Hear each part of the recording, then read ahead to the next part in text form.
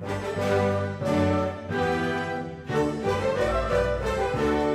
new Jane Austen is quite a find, I think. Good afternoon, Frederica. Good afternoon, Mother. So it was really exciting to not just be in a Jane Austen, but also one that hadn't been done before, because I knew all the others so well. I think that it's quite different from the Austens. It feels like a Fielding, it feels like Tom Jones or Joseph Andrews. It feels quite picaresque. It moves really fast.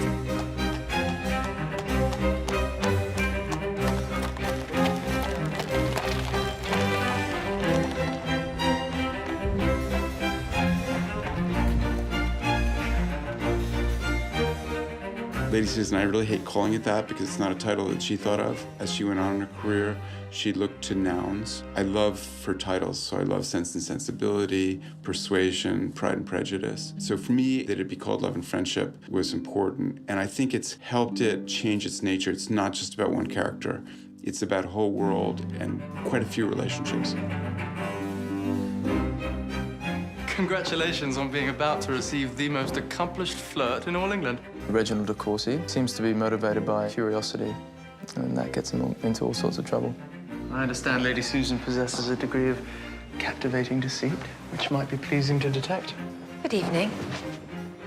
What charming expressions. The character of Lady Susan is just so brilliant. She's so interesting and so flawed and so multi-layered. The thing about Lady Susan is that, unusually for romantic literature, is that she's sort of at core not really a very good person, and yet she's kind of celebrated. You think she's a genius? Diabolically so.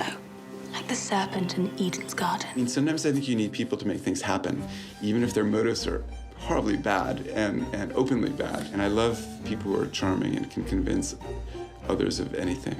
There's a certain pleasure in making a person predetermined to dislike instead acknowledge one's superiority. How delightful it will be to humble the pride of these pompous de Courcys.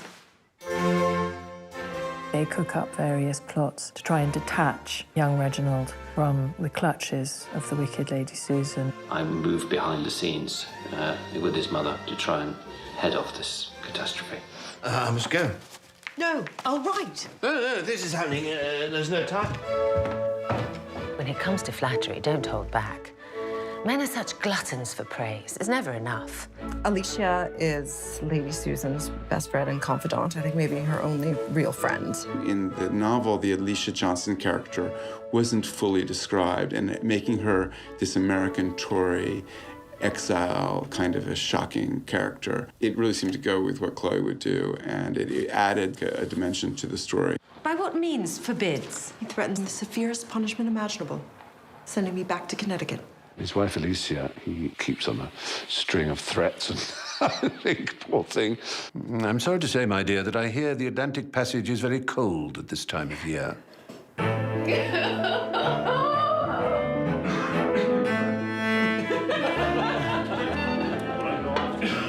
I think what Whit liked in what I did is I tend to play slightly sort of useless bumbling men, and my character in this is a useful bumbling man, so maybe that's a step up in my career.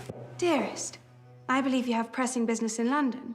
Oh, yes. Justin is hilarious and very tall, so it's very fun to dance with him because he can really swing you around. The casting of an actor named Tom Bennett for the part of Sir James Martin. He kind of created this character that practically didn't exist on the page. I beg you! I kept getting ideas for Sir James Martin, so all these Sir James Martin scenes kept coming into the script. How do you do? How do you do? Kind of you to ask. Excellent. Truly, very well. Thank you.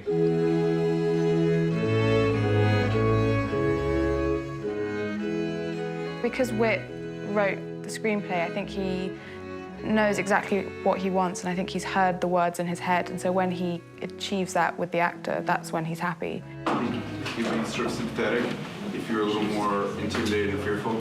I really just have so much admiration for him, and I like being around him, and I like when he's happy, and you can sense that he's pleased with what he's getting in the day, and when he's frustrated, I feel that really deeply, and he's gonna think that I'm horribly sentimental. But I do, and so I'm really I'm always rooting for him. Cut. Excellent. His characters in his other films talk about Austen a lot, and argue about Austen. So Austen is obviously, there's a direct line through, I think. Oh, yes. Susan, stop. Hello. Yes. Hello. Welcome, Lady Susan. Love and Friendship is almost more understandable as a Jane Austen Oscar Wilde piece. It's what we think of as Oscar Wilde, but Jane Austen wrote it many years before Oscar Wilde. I think that Lady Susan has a great deal in common with what used to be called, without embarrassment, the comedy of manners. And it's worth remembering that the Latin for manners is mores. We get our word morals from it. So comedies of manners are comedies of morals. They're not just light drawing room society comedies. These things make, of course, magnificent entertainments as films. Ladies and gentlemen, let's hear it for Kate Beckinsale. Thank you. Ladies Daniel. And Mr. Still Whitman.